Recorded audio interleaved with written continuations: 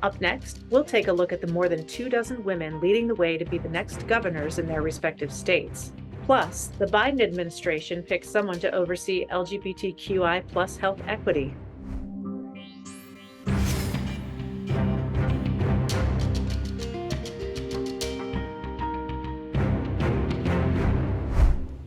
Welcome back to Advocate Today. This year, a record 25 women are running for governor. It comes as women's rights and abortion are two of the biggest issues across the country. The Advocate Channel's Kyung Lau tracks these historic races, and one qualification that many of these women candidates are touting: being a mom. Arizona Republican nominee for Governor Carrie Lake pitches her conservative credentials. I do not like this woke garbage. And her own identity. You do not want to mess with a middle-aged mama who's pissed off. I love it. Women solve problems. We get things done. I am Arizona Secretary of State Katie Hobbs. Running for the Democrats, Katie Hobbs. Her platform, defending abortion rights and democracy. One of the biggest threats to our elections is the campaign of misinformation and disinformation. Two women vying to be Arizona's top state executive in what is a historic year for women running for governor. Lake and Hobbs are among a record 25 women nominated by major parties, 16 Democrats and 9 Republicans. And in 5 states, women are facing off for the governor's mansion, more than in all of U.S. history. We've seen more and more women do that successfully, and more women running for these positions with less of that traditional pushback about whether or not they can do the job. I will do everything in my power as a woman, as a Michigander, and as your governor to protect women's reproductive rights in Michigan.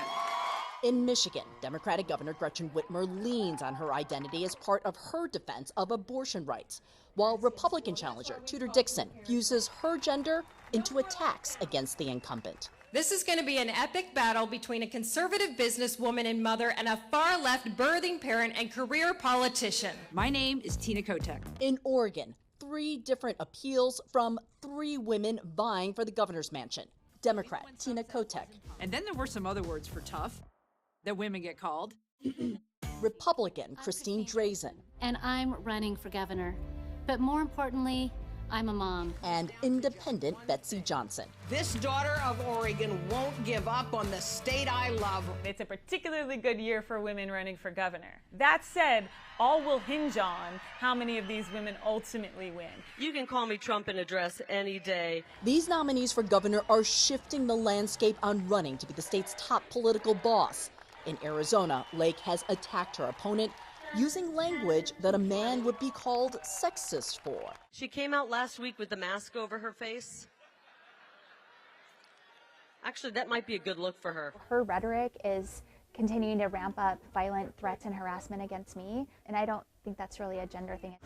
Pointed attacks as women are poised to make history. Well, what does this say about the state of women leadership right now in politics? I think it's fantastic. I call it the Mama Bear movement, which is happening right now. You see the Mama Bears saying, wait a minute, we need to get involved at the school board level because we don't like what's being taught to our children.